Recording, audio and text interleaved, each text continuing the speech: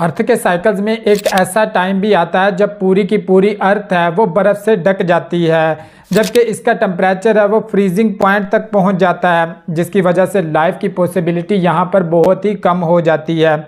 इस टाइम को ice as कहा जाता है। आइस एज एक पर्टिकुलर दिन, महीने या फिर साल पर मुहित नहीं होती, बल्कि एक ये ऐसा लॉन्ग पीरियड होता है जिसमें अर्थ का सरफेस और इसके एटमॉस्फेयर का टेम्परेचर वो कंटिन्यूसली कम ही होता जाता है।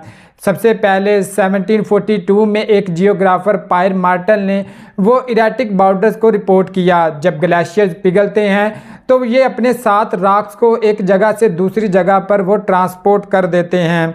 इन्हें इरेटिक बाउंड्रीज या फिर ग्लेशियर इरेटिक भी कहा जाता है। बेसिकली इनकी 3 मेजर टाइप्स हैं। सबसे पहली किस्म को वो एक्सोटिक बाउंड्रीज कहा जाता है। एक्सोटिक बाउंड्रीज ऐसी रॉक्स होती हैं जो ग्लेशियर्स के पिघलने के साथ कहीं दूर दराज इलाके से वो नई जगह शिफ्ट हो जाएं, जबकि दूसरी किस्म को वो लोकल बाउंड्रीज कहा जाता है। ये ऐसी रॉक्स होती हैं जो नियर बाई लोकेशन से ही नई जगह पर शिफ्ट हुई होती हैं, जबकि थर्ड नंबर पर वो पर्च्ड बाउंड्रीज होते हैं। ये ऐसी रॉक्स होती हैं जो किसी रॉक्स की टॉप से वो अर्थ सरफेस से वो शिफ्ट हुई हों।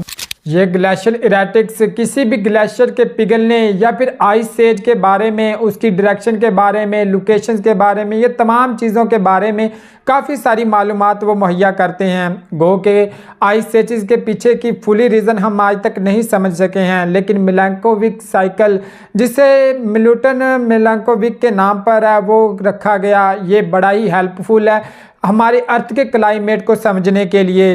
2 मेजर फैक्ट्स पर मिलैंकोविक साइकिल की थ्योरी वो बेस्ड है। सबसे पहले नॉर्दर्न समर, जबकि दूसरा रोटेशन ऑफ द अर्थ।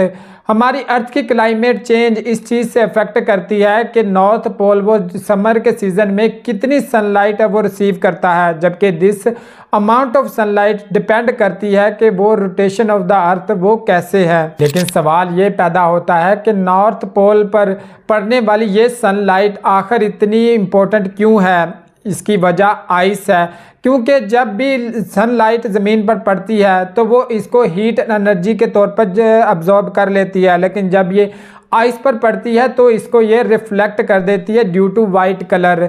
चूँकि ये लाइट को रिफ्लेक्ट करती है तो जब इस पर सनलाइट पड़ती है तो वो रिफ्लेक्ट हो जाती है, जिसकी वजह से इसका अंदरूनी टेम्परेचर है वो कम ही रहता है, जिसकी वजह से और आइस है वहाँ पर वो फार्म होती है। नॉर्दर्न और साउदर्न हेमिस्फेयर्स दोनों पर ही बर्फ़ के बहुत बड़े ज़खायर मौजूद हैं, लेकिन नॉर्दर्न पोल पर सबसे ज़्यादा ज़खायर मौजूद हैं।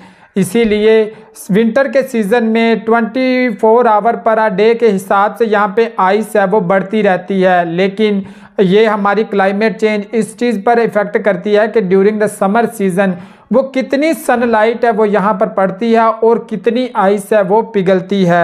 अर्थ की वो टिल्टिंग प्रॉपर्टी भी सनलाइट को वो इफ़ेक्ट करती है। जब अर्थ है वो मोर टिल्ट करता है तो सनलाइट वो नॉर्थ पोल पर ज़्यादा पड़ती है, जिसकी वजह से वो ज़्यादा आइस मेल्ट होती है और इसी वजह से हमारी क्लाइमेट चेंज इस पर असरअंदाज होती है।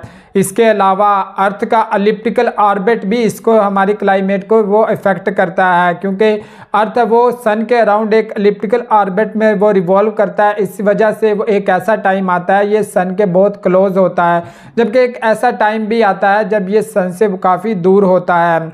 4 जुलाई को ये सन से बहुत ज़्यादा दूर होता है, जबकि 3 जनवरी को ये सन से काफ़ी करीब होता है। ये भी हमारे सीजन के चेंज होने के एक बेसिक रीज़न है। इससे पहले की जो आइस एज है वो 2.6 मिलियन ईयर्स पहले वो अर्थ को अपनी लपेट में ले चुकी थी, जिसे क्वार्टरनरी ग्लेशिएशन का नाम दिया गया। ये तकरीबन 11,000 साल पहले ही ख़त्म हुई है, जबकि नेक्स्ट के हवाले से वो साइंटिस्ट प्रेडिक्ट करते हैं कि मे बी 50,000 ईयर्स के बाद वो अर्थ को एक नेक्स्ट आइस एज है वो अपने लपेट में ले लेगी। इसलिए पॉसिबली मिलैंकोविक साइकिल को ही रीज़न बताया जाता है कि शायद आइस एज के पीछे यही रीज़न है, लेकिन इसके अलावा भी कुछ एक्सप्लेनेशन दी जाती हैं जिनको ये बुनियाद बनाया जाता है कि शायद मे बी ये रीज़न है जिसकी वजह से आइस एजेस है वो रूनमा। सबसे पहले explanation of changing earth orbit की दी जाती है, जिसकी वजह से वो सोलर एनर्जी की अमाउंट है उसमें हमें वेरिएशन देखने को मिलती है। सेकंड नंबर पर वो अर्थ एटमॉस्फेयर की चेंजिंग बताई जाती है, जैसा कि green house gases, carbon dioxide और मीथेन में होने वाली वेरिएशंस की वजह से कहा जाता है कि मे बी आइस एजेस हैं वो रूनुमा होती हैं। जबकि इसके अलावा ओशंस के लेवल को भी एक बुनियाद बनाया जाता है, जिसकी वजह से कहा जाता है कि शायद हमारी जो अर्थ की क्लाइमेट है वो चेंज होती है। लेकिन समझने वाली बात यह है कि चाहे मिलैंकोविच साइकिल हो या फिर ये एक्सप्लेनेशन हो, ये सारी की सारी क्लाइमेट चेंज के हवाले से ही हैं। क्लाइमेट चेंज या फिर सीज़न चेंज कह लें, वो तो हर साल ही रूनुमा होते ही रहते हैं, जिसकी वजह से कुछ नेचुरल डिज़ास्टर या फिर कुछ और तरह की चीज़ें हमारे अर्थ पर होती रहती हैं। लेकिन असल चीज़ तो ये है कि आइस एजेस के पीछे की रीज़न क्या है। बेसिकली आइस एजेस के पीछे की करेक्ट रीज़न आज तक कोई भी नहीं जान सका। ये एक ऐसा लॉन्ग पीरियड होता है जहाँ पे लाइफ की पॉसिबिलिटी है वो बहुत ही कम हो जाती है। जैसा कि पिछली जो अपनी सीरीज़ की 5th आइस एज थी वो 2.6 मिलियन ईयर्स पहले शुरू हुई थी, जबकि 11,000 साल पहले ही वो ख़त्म हुई है। इससे आप अंदाज़ा लगा सकते हैं कि कितना बड़ा दुरानिया होता है एक आइस एज का। तो यहाँ पर ज़िंदगी का वजूद है वो उसकी पॉसिबिलिटी कितनी ही कम हो जाती है। लेकिन ये कुछ एक्सप्लेनेशन थी जिन पे साइंटिस्ट ये सुजेस्ट करते हैं कि शायद इनमें से कोई एक हो सकती है जिसके बेसिस पे वो आइस एजेस हैं वो रूनुमा होती